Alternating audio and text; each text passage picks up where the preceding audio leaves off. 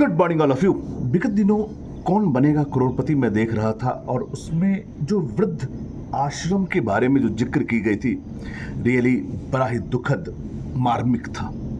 विगत दिनों जब मैं कुछ वृद्धाश्रम का अवलोकन किया, देखा तो एक आश्चर्यजनक तथ्य सामने आई जो मैं आपके साथ साझा कर रहा हूं। मैंने पाया वो सारे वृद्धाश्रम में वो सारे वृद्ध कहीं न कहीं साक्षर थे और अच्छे पद पे थे।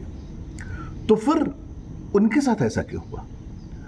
जबकि आप अगर गांव देहात सुदूर क्षेत्र में जाएंगे तो वहां लोग साक्षर नहीं होंगे, शिक्षित होंगे, लेकिन आज भी उनके माता पिता वृद्ध उनके साथ हैं।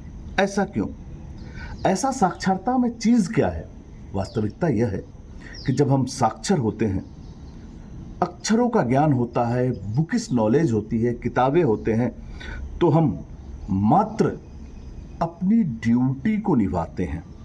और हम बच्चों के साथ भी एक ऐसा ट्रीट करते हैं कि हाँ, मेरा काम है तुम्हें पढ़ा देना, मैं तुम्हें पढ़ा देता हूँ, आगे तुम्हारी मर्जी। युवा अवस्था में तो बोल देते हैं। तो ये कहीं ना कहीं बच्चों में आपसे इमोशन की कमजोरी शुरू हो जाती है यहीं से।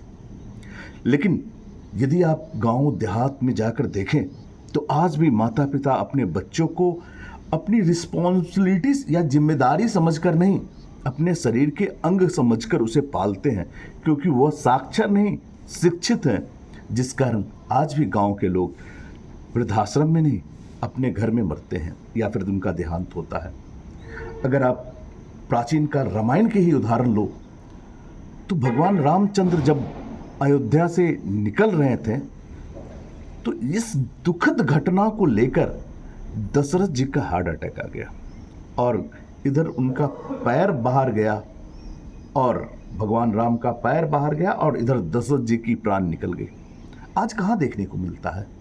आज तो ज़्यादातर पेरेंट्स ये सोचते हैं कि मेरे बच्चे हमसे दूर रहें ताकि हमें किसी भी प्रकार का टेंशन न लेना पड़े। परिणाम, जब वो वृद्ध होते हैं तो वह वृद्धाश्रम के रूप में देखने को मिलता है। याद रखें, आप बैंक में जितना पैसा डालेंगे उतना ही निकाल सकते हैं।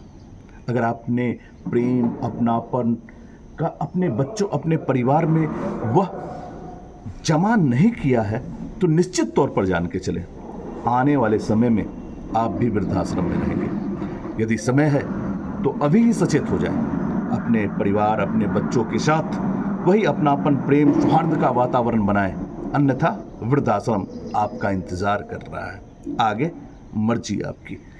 जय हिंद।